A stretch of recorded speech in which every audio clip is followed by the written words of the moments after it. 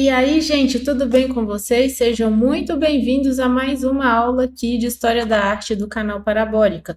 E hoje a gente vai começar com a parte 2, né, dando continuação à parte de História do Egito, né? Na primeira parte nós vimos toda a estética egípcia e um pouco do que representa, né, o que é importante para os egípcios, como que eles foram evoluindo e a influência que a arte egípcia teve, né, nos próximos movimentos da arte. E nessa aula a gente vai ter a continuação, né, de fatores estéticos da arte egípcia e como que essa arte é importante, né, para o que veio depois, porque é uma arte que a gente vai ver que ela precisa, né, de um elemento que é a construção civil para acontecer, né, além de estar muito ligada à questão mitológica de crenças religiosas e organização da sociedade, tá bom? Então, vamos começar? Então, o que era importante na arte egípcia que a gente tem que levar em consideração, né? Então, a gente tem que, mesmo muitas cidades e civilizações mesmo elas tendo muitos pontos em comuns de desenvolvimento, ainda mais na história antiga, nós tínhamos a Mesopotâmia, a gente teve o Egito, a gente teve ali depois onde veio ser, né, onde é a Grécia hoje, a gente teve ali muitas questões particulares ligadas, né, às individualidades culturais, que vai definir o contexto de cada uma delas. Então, mesmo que elas tenham, né, muitos pontos em comuns entre a cultura, como eram certos hábitos, né, muitas das vigorosas características que nós temos que se apresentaram lá na Suméria, né, principalmente nos absolutismos centralizados, né, naquela coisa do poder do rei, ele vai ter uma devoção exagerada, né, lá no Egito com os faraós. Então, no Egito, isso foi muito mais longe e tomou proporções muito maiores do que lá na Mesopotâmia. E por conta disso que nós vamos ter, né, toda a arte ali que foi sendo desenvolvida em torno dessas crenças, né, em torno do que é o faraó. Então nós tivemos as tumbas, as pirâmides, as mastabas, todo esse desenvolvimento, né, o que a gente chama de arte nas paredes, por conta dessas crenças culturais. E no Egito, a gente teve uma grande turbulência e transformação na superfície cultural, né, que a gente chama, né, dos pequenos deuses. Então a gente tinha, nós tínhamos os faraós, nós tínhamos esses pequenos deuses que estavam ali, que tinha essa influência, né, e nós vamos ver que para os egípcios não tinha nada mais valioso do que a segunda vida, né, que era a vida após a morte. Então, toda essa crença, né, toda a arte deles vai ser pautada nessa coisa da vida após a morte, do que acontecia, do que deixar, do que explicar para a pessoa que já morreu como que é, né, como que é retornar, como que era o retorno. Então, isso tudo, né, nós vamos ter uma grande variedade de totens tribais, né, a gente vai ter essa mistura, né, na temática do que é efêmero e do que é eterno, né, aquilo que vai, mas aquilo que permanece, a questão da mumificação, do corpo estar ali, né, e ter, vamos supor, dentro das mastabas, por exemplo, a gente vai ver que nós tínhamos salas, né, para que a alma do morto ficasse ali vagando, para que ele soubesse onde que é a porta de entrada para esse mundo, né? Então, tudo isso a gente vai ter como elemento, né, como temática dentro da arte egípcia, né? Aqui eu trouxe uma foto que é o Vale dos Reis, né? Onde você tem cada uma dessa portinha aqui, nós temos vários, né, túmulos de faraós, de pessoas que eram importantes e que foram sendo descobertas, né, várias câmaras mortuárias, tesouros, né, muitas coisas que hoje a arqueologia estuda junto, né, com historiadores, sociólogos, antropólogos, para entender como que foi, né, o desenvolvimento dessa civilização. E aqui nós temos, né, eu vou dar um ampassando histórico, lógico que eu não vou me prender a isso, porque é uma aula de história da arte, né, não de história geral, então, assim, mas para a gente entender, né, como que essa civilização durou, como que ela existiu e como que ela teve, assim, um grande desenvolvimento, e a gente vai ver no final dessa aula, né, vários símbolos, né, e ícones que vieram, né, desde a cultura egípcia e permanece até hoje. Então a gente tem o Antigo Império, que começou, né, ali por volta de 4.400 anos antes de Cristo, né, até 2.466 anos antes de Cristo, né, e durou aí da primeira, né, a nona dinastia, isso mesmo. Então a gente tinha residências em tijolos, né, de tijolos, e a difusão das mastabas. O que que eram as mastabas? A gente vai ver. Eram esses túmulos, é o que a gente chama de pré-pirâmide, era uma construção trapezoidal, certo? E ela era formada por um tronco de pirâmide, tá?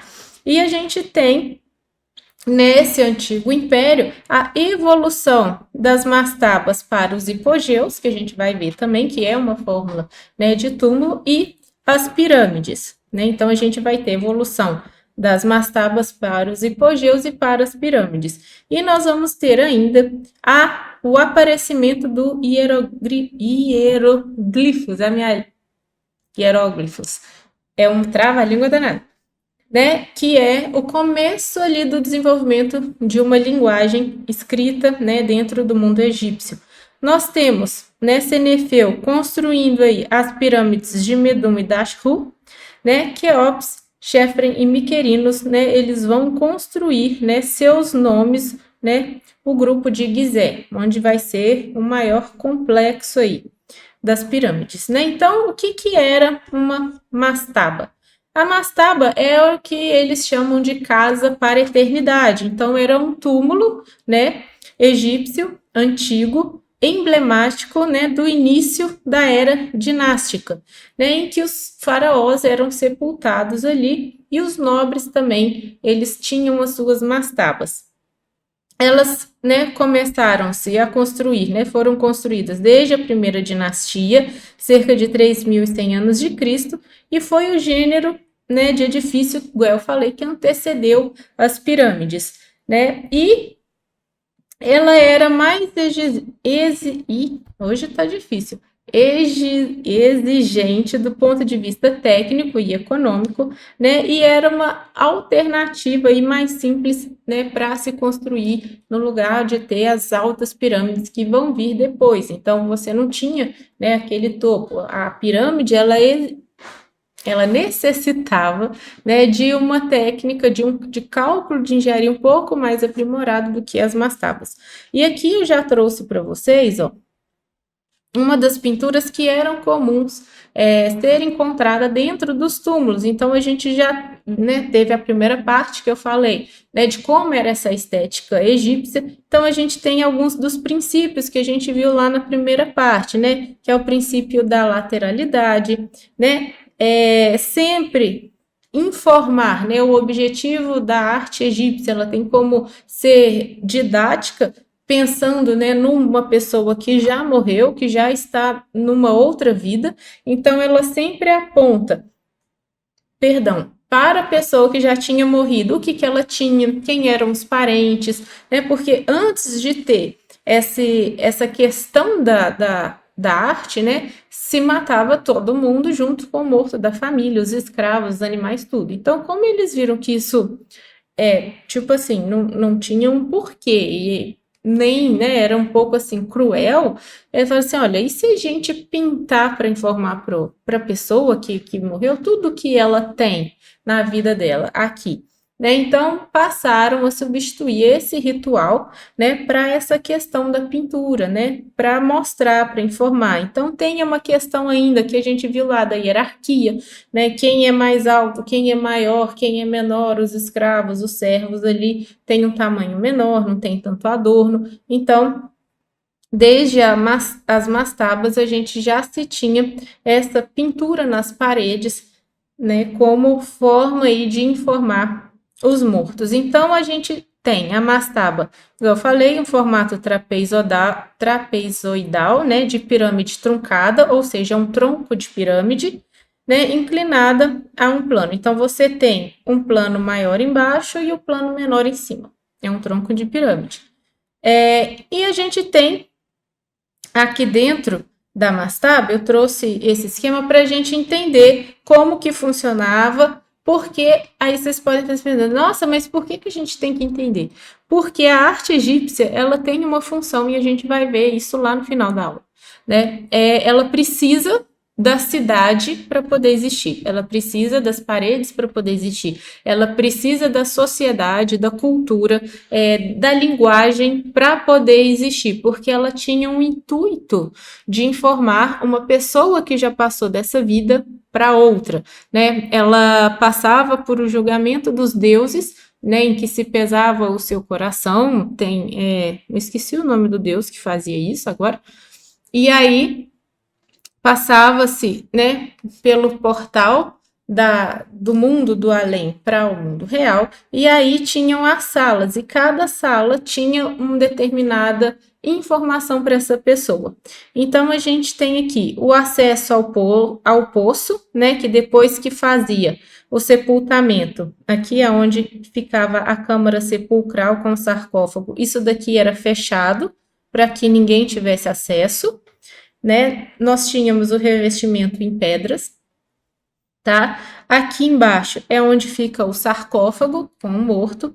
Aqui nós temos uma pequena capela para as oferendas, então é onde os familiares faziam a oferenda à pessoa que morreu, então era onde eram deixadas os presentes, os perfumes, os óleos, os ouros, né? Então, e aqui era desenhado, né, digamos assim, na parede, para que tivesse informação de tudo que estava sendo colocado, de tudo, quem esteve ali, quem que deixou o que estava sendo deixado.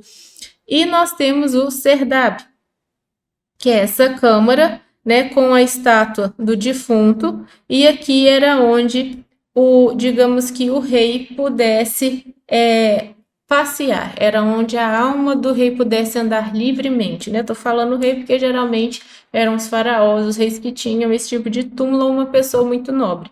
Então aqui é aonde a alma do rei ou do falecido ou da rainha podia circular livremente com uma estátua grande para poder saber quem que ele era, para ver como que ele era, quem era seu esposo ou marido, quem eram os irmãos, os familiares. Então, tudo era constituído, né, nesse intuito de informar, descrever o que aquela pessoa que morreu tinha, tá bom?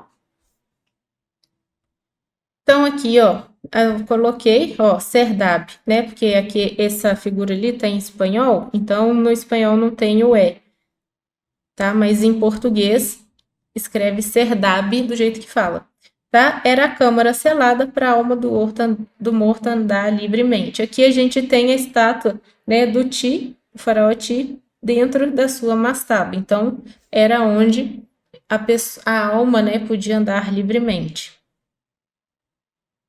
Nós temos, igual eu trouxe na primeira aula, que uma das técnicas da arte egípcia era o alto relevo, né? Ou baixo relevo. Então, aqui é uma parede da mastaba também do Ti, então já é uma descrição, onde a gente pode notar, ó, os barcos, os servos e escravos. Aqui com certeza deve ser a esposa, porque tá aos pés dele, tá? Ó, os animais, as produções, tudo assim, produções no sentido de produção agrícola, tudo que tinha era registrado nas paredes. E aqui, ó, é uma porta falsa. As portas falsas, são, né, um antigo conceito egípcio de que a alma do falecido entrava nesse mundo por meio, né, de uma porta falsa para obter sustento. Então, ele saía por essa porta e adentrava por essa porta para fazer a transição entre os dois mundos, digamos assim. Tá? Isso aqui é outro corte de uma mastaba, para vocês entenderem, onde tinha o sarcófago, mobiliário de funerário. Aqui era onde se entrava, esse aqui também era onde eu falei que depois era tampado. A capela, a estátua do morto, tá? E aqui é onde eles chamavam de, tipo, caveau, no francês, é tipo uma caverna, né? A sala de baixo, a sala mortuária, onde ficava o sarcófago. Aqui é mais uma das paredes, tá? Esse aqui é da mastaba de Idu. Então, vejam, ó, vários tipos de alto relevo, mas todos eles têm em comum os princípios da arte egípcia, né? A frontalidade. Vocês podem perceber que anatomicamente as figuras são meio engessadas, elas têm aquela postura, não tem movimento. Igual quando a gente for ver a arte grega, né, que é a próxima aula, a gente já vai ver assim uma diferença muito grande, porque os gregos eles já tinham um olhar diferente, né? Porque a arte egípcia, igual eu falei, eu acho que na primeira parte, eles tinham essa rigidez como estilo. Era uma coisa tradicional, então você tem aí quase 3.000 anos de história, né, de Egito, e é muito característico, não tem aquela modificação muito grande, modificação estética, né? Em qualquer tempo ali da arte egípcia que você encontra esses artefatos, eles têm a mesma linguagem, eles têm o mesmo padrão, então é algo que não se modificou. A arte grega, ela já foi mais maleável, né? Então você já tem objetivos ali um pouco mais diferente, um olhar um pouco mais diferente, a questão da filosofia e do questionamento lá na arte grega vai ter uma influência sobre aquelas pessoas que produziam as cerâmicas, as estátuas, as esculturas. Então, na arte egípcia, você tem um grande período em que não houve quase nenhuma modificação. Então, essas coisas, essas características dos princípios, né, da frontalidade, da lateralidade, da questão hierárquica, eles são bem marcantes, né, de se observar e de se entender em toda essa arte que foi produzida, né, no Egito. E a gente tem, né, ali no Médio Império, que vai ser de 2.466 a.C. até 1.600 a.C., tá? Na 12ª dinastia até a 17ª. Então, a gente já tem ali, ó, a construção febril em Tebas, né, que foi uma das principais cidades, né? A gente vai ter o Templo de Karnak. Por que que é importante? O Templo de Karnak é um dos maiores complexos artísticos, né, e culturais que se tem hoje, preservados lá no Egito, né? Então, tem um grande acervo lá. Eu trouxe porque é legal de se observar o tamanho das construções que foram feitas naquela época, o esmero que se teve, né? E como que está bem preservado. A gente tem a Grande Esfinge de Gizé, o Templo de Luxor, tá? Então, essas construções que eu trouxe aqui são as principais, onde a gente consegue ver mais exemplares, onde já se foi descoberta, mas até hoje, vira e mexe, um arqueólogo tá lá, ou você vai fazer alguma construção no Egito, acaba descobrindo alguma coisa, tá bom? Nós temos a construção do hipogeu de Tutankhamon, tá bom? Inaugura, né, o Ramsés I, ele vai inaugurar a mais brilhante dinastia do Egito. Então, a gente vai ter o início da construção da Sala da Hipostila no Templo de Karnak. Eu vou mostrar o Templo de Karnak, tá?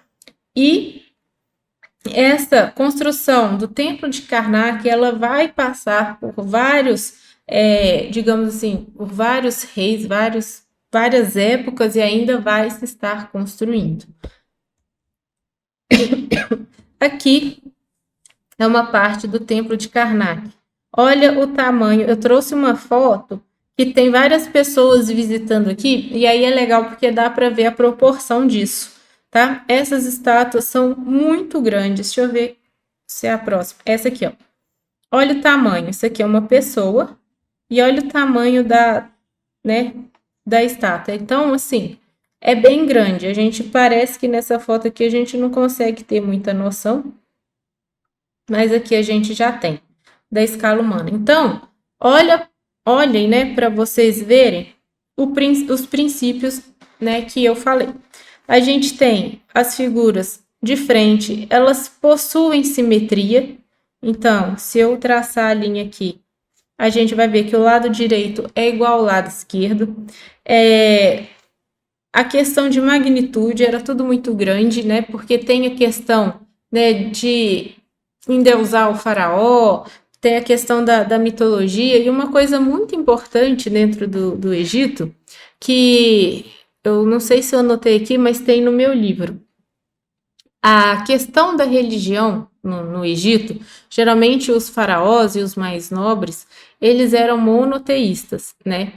E a Peble, né, o povo, eles eram monoteístas. Então, eles acreditavam no Deus Sol, no Deus Lua, no faraó como o próprio Deus e tal, aquela coisa toda. Então, essa coisa do faraó ser grande, né, de ter um poço assim, porque pelas pessoas ele era visto como um deus, tá? E isso está lá, né, nos princípios que eu falei na outra aula. Então, se a gente começar a ver aqui, em termos de arquitetura e arte, porque na arte grega a gente vai ter a questão dos capitéis, a gente não tem nenhum trabalho, nenhum esmero, né, que nós vamos ver na arte grega, que já tinha a questão de se trazer os capitéis, depois a arte romana, né, os romanos ainda vão trabalhar mais ainda com a questão da decoração, das flores e daquilo tudo, né? E aqui os egípcios, né, já não tinham tanto esse esmero, né? A gente já tem figuras mais simples, mas bastante representação e ornamentação, né, no que a gente tinha dentro dos túmulos. Isso aqui é a vista aérea, né, do Templo de Karnak. Então, é enorme. Então, tem todo esse muro, ó. Isso aqui devia ser tudo coberto, tá, gente? Hoje tem as ruínas, mas para aquela época era uma coisa assim muito grande e era onde né, a gente podia ter os cultos aos deuses, aos faraós e tudo isso. Então vamos lá. Agora eu trouxe aqui para a gente diferenciar Tebas e Karnak. Por quê? Porque tem gente que confunde. Karnak era uma cidade e Tebas era outra. Não, tá? Tebas foi capital do Egito, tá? Durante os impérios Médio e Novo. É a cidade do deus Amon, que é o deus do sol e do ar, responsável aí pela criação do mundo. Ela está a 800 quilômetros do delta do Nilo, a sul de Alexandria. Né? A cidade de Tebas, né? E a sua necrópolis, a gente chama de necrópolis porque é digamos que um circuito, né, de túmulos dos grandes faraós e dos nobres, e é um patrimônio mundial da Unesco. Ok, então Tebas é uma cidade, foi capital do Egito. Karnak é uma parte da cidade de Tebas, é onde você tem esse complexo de templos, de santuários, de torres, das decorações, tá bom? Então, Tebas é uma cidade e Karnak é uma parte da antiga cidade de Tebas, onde tem todo esse complexo dos templos, né? E um dos maiores e mais impressionantes monumentos do mundo, né, que estão lá, que é todo este acervo histórico. O nome Karnak deriva do árabe, né, que é Kurnak, que significa aldeia fortificada. Então, os egípcios, eles construíam, né, e também as cidades ali da Mesopotâmia, as cidades muradas. muradas, então você tinha ainda assim, a gente vai ver nas cidades, vamos supor, medievais, a gente ainda tinha as cidades muradas, tá? Hoje a gente já não tem isso, foi uma coisa que foi sendo abolida ao longo do tempo, mas antigamente se construíam cidades muradas. Né, justamente porque vinha dessa coisa da evolução, né, da aldeia ali fortificada, toda protegida, né, para o que se vai desenvolver de uma aldeia, passar para um centro urbano, para uma cidade, etc. O complexo do Templo de Karnak ele foi construído durante o Novo Império, então a gente já tem aí 1550 a.C. até 1069 a.C. E também foi utilizado como tesouro, centro administrativo, palácio, né, dos faraós do Novo Reino. Então, assim, Tebas foi uma cidade, Karnak uma parte dessa cidade, né, um complexo aí de templos e construções sagradas. A questão da religião dentro da arte egípcia, ela é uma coisa que está muito importante. A gente viu lá na aula de arte pré-histórica como que a religião era influente e a arte, elas meio que foram que nascendo juntas, né? Porque antigamente, lá na pré-história e até o ser humano ir caminhando e se desenvolvendo em termos de complexidade de estruturas sociais, quem eram os artistas eram os sacerdotes, né, os xamãs, né, os líderes religiosos. Então, a religião ainda dentro da arte egípcia, ela é muito marcante, muito presente como temática, como, digamos que um guia para que seja feita, né, toda essa produção. Então, os egípcios, eles praticavam uma espécie de ocultismo com um aspecto cerrado no monoteísmo, né? A gente tem aí, né, isso aqui é tirado do meu livro, então eu tenho que ir fazendo uma comparação de Moisés e Akhenaton, tá? E o politeísmo para o povo, foi o que falei. Então, assim, você tinha um aspecto monoteísta, mas o povo praticava o politeísmo, até ao qual se aliavam práticas mágicas e o culto, né, ao deus Sol, né, ao Sol. A crença numa vida além túmulo que continuava ligada à vida terrena por meio das múmias. Então, a questão da mumificação ela está ligada a essa crença de existir uma vida após a morte. E você deve estar se perguntando, mas qual é a importância de trazer a mumificação para uma aula de história da arte? É porque dependendo, né, da hierarquia que a pessoa tinha naquela época, se ela fosse um rei, ela recebia o enfaixamento de um jeito, a estética do enfaixamento era de um jeito. Se você fosse uma pessoa mais humilde, uma pessoa mais pobre, essa pessoa tinha um enfaixamento de um jeito mais simples. Então, assim, e as múmias recebiam decorações, recebiam joias, então, assim, e tinha todo um trabalho, né, de preparo com o corpo para que fosse, né, mumificado. Então a gente tem que as múmias elas eram consideradas um suporte de um suposto corpo vita, né, que se alimentava tal como os mortais. Então esse corpo, né, esse suporte, né, a múmia, ela era o que? O suporte para que a alma pudesse transitar do mundo dos mortos, né, a o mundo terreno.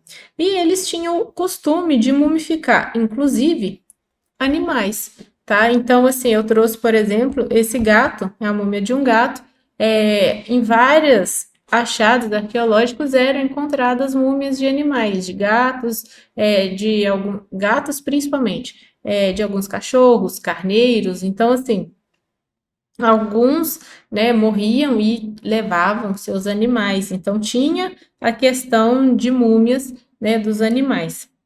Aqui eu trouxe um sarcófago para a gente entender como que essa questão era muito séria para eles. Então, você tinha a múmia, né, aqui. Então, se fosse de um nobre, mais ornamentado era esse sarcófago, né? Então, tinham sarcófagos de ouro, tinha aplicação, tinham tesouros ali, joias com essas múmias, tá? Então, era a múmia, você tinha essa caixa de madeira que era colocada, toda inscrita também com informações. Aqui tem a pintura de um deus, né? Eu acho que essa aqui é aquela deusa que tem asinha, se não me engano, é a Osíris. Eu acho que é, tá? Depois eu confiro. E todas as inscrições aqui. Então você tinha a múmia, essa caixa e depois vinha com o sarcófago, tá?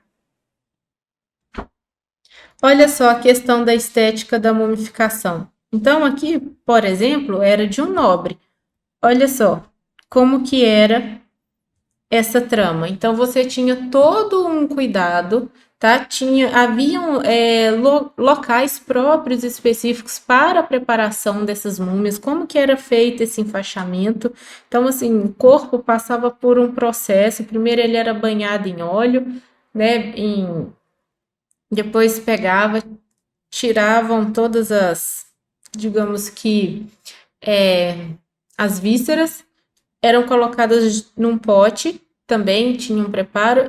Essas vísceras, ela ia junto com o sarcófago, depois esse corpo passava por um outro processo de empalhamento, ele era todo preenchido com coisas para não entrar em processo de apodrecimento. Depois começava-se a enfaixar, tá?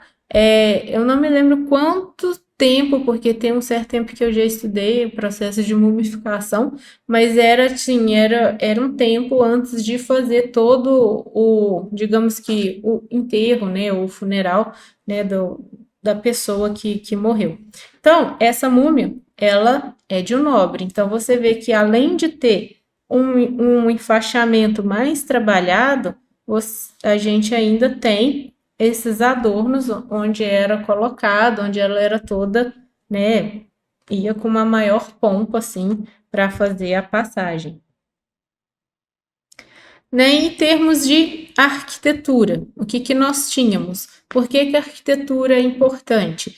Né, até a gente vai ver, principalmente lá no Renascimento, no Barroco, no Modernismo, a arte, né, acho que na Europa ainda é mais, assim, nos outros países. No Brasil, a gente pode até ver lá no Estudar, fazer uma aula sobre isso, falando da estética, né, no Brasil.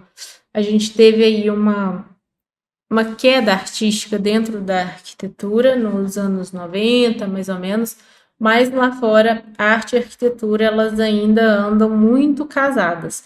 Então, é importante porque a arte egípcia, bem como a mesopotâmica, elas precisam e precisavam, né, da cidade para acontecer. A gente precisava das paredes, do apoio, né, da sociedade, igual eu falei, de toda essa estrutura dinâmica, né, para que ela nascesse. Então, a arquitetura, ela é importante para que a gente se entenda os meios em que eram produzidas, os materiais que eram utilizados, né? Então, a gente tem que levar isso em consideração, né? Então, em termos de materiais, a gente tem a madeira, né, que era escassa, mas elas eram utilizadas aí nas obras, nos andaimes, né, nas auxiliares. As pedras eram abundantes, então elas eram utilizadas nas grandes obras, né? E a gente tem a questão assim, né, do uso da pedra no lugar da madeira, porque o Egito é um lugar muito quente, né? Construções em madeiras no deserto não vai durar tanto quanto uma construção de pedra, tá? A argila era muito utilizada nas residências e palácios, né? Os tijolos eram crus, o que a gente conhece como tijolo de adobe, né? E a areia era utilizada nos leitos de fundações. E aqui eu trouxe para vocês, né, em termos de arquitetura, para a gente entender a diferença de uma mastaba, de uma pirâmide e de um hipogeu, tá? A mastaba é aquele tronco de pirâmide, é um túmulo, né, um tronco de pirâmide. Então a gente tem aqui onde tinha acesso à câmara mortuária e a capela e onde ficavam os tesouros, tá? A pirâmide é aquele túmulo, é um túmulo também, mas é aquele onde é mais complexo a entrada, onde né, onde tinham, digamos que as maldições. Lembrando que as maldições não existem, depois eu explico por que houve morte dos pesquisadores que abriram, né, o sarcófago lá e acharam as múmias. Na verdade, eles morreram porque entraram em contato com o fungo, gente, né? Abriu um negócio que estava fechado lá não sei quantos mil anos e estava cheio de fungo e as pessoas tiveram problemas respiratórios, pegaram e infelizmente vieram a óbito. Então aqui nós temos, né, então não existe esse negócio de maldição de pirâmide. Aqui são as pirâmides, então a gente tem aqui a entrada, a grande galeria. Geralmente aqui era onde eram enterradas rainhas, né, escravos ou alguns servos mais assim próximos do rei ou, né, que veio, ou do faraó. A câmara funerária aqui, tá certo? Grande galeria. A gente tem 4 e 5 câmaras funerárias abandonadas, então assim, geralmente eles entravam, construíam e depois saíam, então tem vários lugares dentro das pirâmides que eram fechados, tá? E a gente tem as galerias de ventilação. Geralmente o faraó também costumava ou ficar na grande câmara ou aqui embaixo no subterrâneo, tá? Então, dependendo da pirâmide, o faraó tá num lugar. O hipogeu é um túmulo subterrâneo também. Então, você tem essa entradinha. Geralmente ele. Sabe aquela primeira foto que eu mostrei dos vales dos túmulos? É lá, aquelas entradas. São os hipogeus. Então, você tem aqui o solo. Então, você tem uma entrada. E aqui você já tem as câmaras, as salas. Então, você tem aqui um corredor. Você tem a antessala, a sala funerária e a sala do tesouro, né? Geralmente a sala do tesouro é onde, para eles, é onde o rei ou o faraó ou a rainha, enfim, onde a pessoa que morreu chegaria e já ia sacar tudo que tinha acontecido, o que ele tinha e etc. Tá bom? Em termos de técnicas, né? Título de curiosidade, eu trouxe aqui, não precisam, vocês não precisam ficar, né, muito em cima disso aqui, que eu trouxe mais para quem gosta muito do tema ou tem mais curiosidade de saber. Então, a gente tem aqui questão do trilito, que são trilito, né? Escavações nas rochas, a gente tem a abóbada de berço. Então, vejam que naquela época a engenharia já tinha questão da abóbada, tá? É lógico que não é a mesma que a gente vai ver lá no gótico, que vai ser desenvolvida, né? Tem a abóbada clássica, mas a gente já tinha essa questão da engenharia muito bem desenvolvida. Questão das coberturas eram plana, a gente tinha um vigamento de pedra, tá? Viga é aquilo que prende uma parede na outra. Então, vamos supor, se eu vou fazer uma parede, a gente tem que ter uma viguinha aqui para segurar, tá? Mas isso não vem ao caso. Colunas, a gente tinha monolíticas e em tambores, além das colunas de Osíris, que é um tipo de coluna que era utilizado lá para eles, não precisa entrar nesse mérito, tá? Formadas por estátuas de Deus, né? Onde se apoia o teto. Então a gente vai ver isso na Grécia também tinha. E os capitéis, tá? Que eram lotiforme, com um botão de lótus, né? A gente tinha campaniforme, que é o lótus abertos, atórico, né? Que é o templo egípcio sobre a Éfige e que é, né, da deusa Hathor. Mas isso aqui, gente, é só assim, não, isso não cai na prova, porque eu sou detalhista, eu gosto de passar. Tá? Então, assim, em termos de características plásticas, a gente tem as formas piramidais, dominância de cheio sobre os vazados, dominância do horizontal, então nós tínhamos mais construções horizontais do que vertical. Vamos supor, lá no gótico, a gente já vai ver que vai verticalizar tudo, tá? Então, até o gótico, a gente vai ter mais essa predominância do horizontal. Chegou no gótico, nós vamos verticalizar, tá bom? Aspecto do ciclópico, né? Que é isso? É algo rude, grandioso, então todas as construções, todas as estátuas, tudo era muito grande, era rude, que era meio grosseiro, né? Era muito grande. Tinha a questão de ser misterioso por causa da mitologia, dos deuses, toda essa questão cultural. Policromia, então a gente tinha muita cor, cada cor tem um significado, né? Então, assim, os tons eram, né, giram em torno do azul, do vermelho, tem muita questão do dourado por causa dessa coisa do Deus Sol, né? Decoração profusa, né, que eram baixos relevos e desenhos em sulcos coloridos sobre o granito. Então a gente tinha muita utilização de granito e a temática decorativa. A gente tinha símbolos, né, que é o sol alado com a serpente alçada, o escaravelho sagrado, cruz egípcias, né, a escrita decorativas, que é o hieróglifos. Gente, eu sempre travo nessa palavra. Não adianta, tá? Com figuras estilizadas de rara beleza. Lei da frontalidade, chegou, eu falei que está lá nos princípios, e lei do decréscimo. Então, nós temos a diminuição da medida dos pés direitos, dos compartimentos, à medida que se penetra. Então, à medida que a gente vai se aprofundando dentro dos túmulos, das mastabas, das pirâmides, tá? Nós temos a questão do pé direito ir se abaixando. E com isso, o decréscimo da iluminação e o abrandamento das cores. Então, as cores não vão ficando tão fortes quanto você tem na entrada desses túmulos. E uma coisa muito importante, a aplicação do triângulo 3, 4, 5 nas seções das abóbadas e triângulo áureo em várias aplicações. O que é o triângulo 3, 4, 5?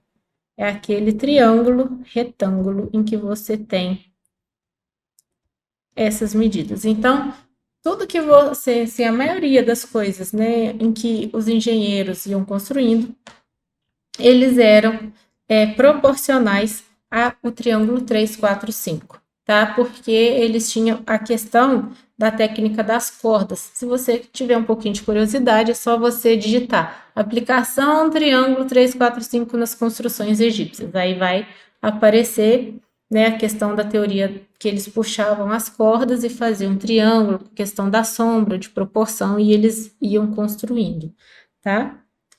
Ó, eu trouxe uma foto da tumba de Ramsés para a gente ver. Então, assim, aqui dentro, né? Aqui já é o interior. A gente já tem a diminuição do pé direito, né? A gente já não tem tanta cor, então a gente já tem o abrandamento das cores aplicadas, mas ainda assim, sempre com muitos elementos, todos explicativos, né? Pensando na pessoa que morreu, que ela vai ter que voltar e ela vai ter que ver a história dela, o que ela tinha, como que é o mundo, tudo naquelas escrituras ali.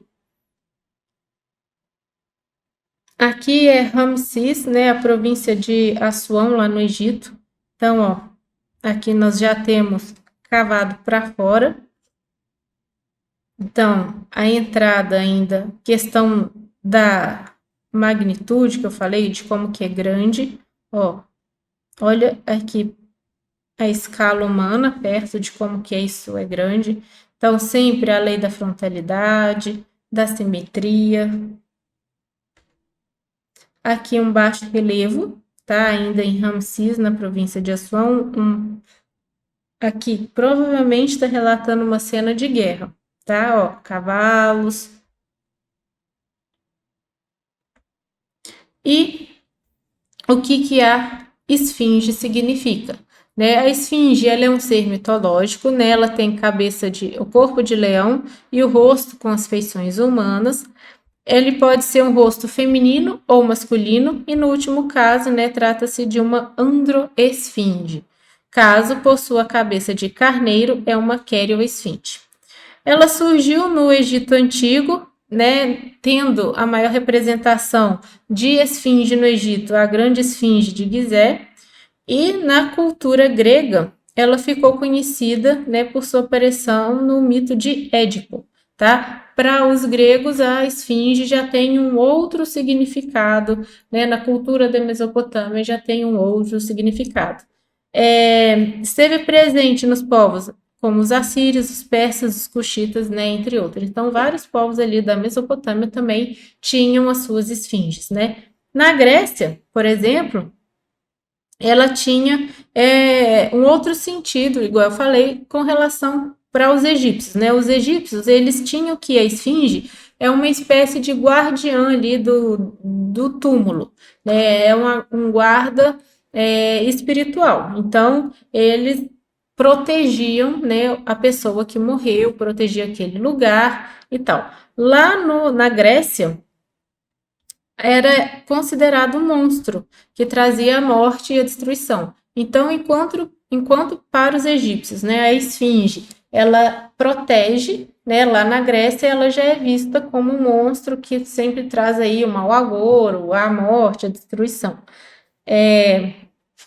Ela não se resume às culturas dos gregos e dos egípcios, porque foi encontrada em várias outras culturas locais. Né? Os historiadores descobriram também aqui na Índia, na Pérsia, né? Ali em Elam, que é território que corresponde hoje ao sudoeste do Irã e vai até as terras baixas do Cuzistão, a província de Ilan, bem como pequena parte ali no sul do Iraque. Então a gente tem, né, para outros locais, né, terras da civilização hitita na Mesopotâmia, né, vários locais ali que também tinham as suas esfinges. E aqui, ó, acredita-se que a esfinge tenha chegado por influência da arte helenística, né? Então, ó, para os persas, por exemplo, as esfinges serviam como proteção contra os maus espíritos e eram construídas, ó, nos portais de grandes cidades. E, né, então, enquanto para os egípcios a gente tinha as esfinges, né, guardando os túmulos, né, que eram portais espirituais, a gente já tinha para os persas nos portais das cidades para conferir proteção às cidades, tá bom? Né, como, por exemplo, em Susa e Persépolis. Na Mesopotâmia, tinha uma divindade, né, que é o Lamassu. Lá a gente teve aula de arte mesopotâmica e eu trouxe a figura do Lamassu. Né? Ela representa a forma bastante, né, similar à forma tradicional da esfinge, né, que é o corpo de leão e a cabeça com feições humanas. Aqui, por exemplo, a esfinge lá do templo de Karnak, ela já tem a cabeça de bode com corpo de leão. E aqui a grande esfinge de Gizé, né, que já tem a cabeça de humano e o corpo de leão. E a gente já vai começar a finalizar, né, com as conclusões e as influências. Então, eu trouxe aqui, né, que a prova da FUVEST, ela vai começar a cobrar a história da arte. E o Enem já cobra.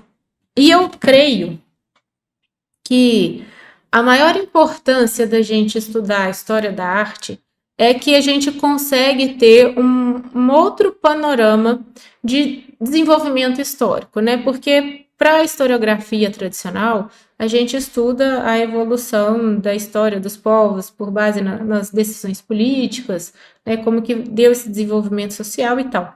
Quando a gente estuda pela história da arte, a gente também estuda a sociedade, os costumes, né? Mas está mais ligado a uma questão estética.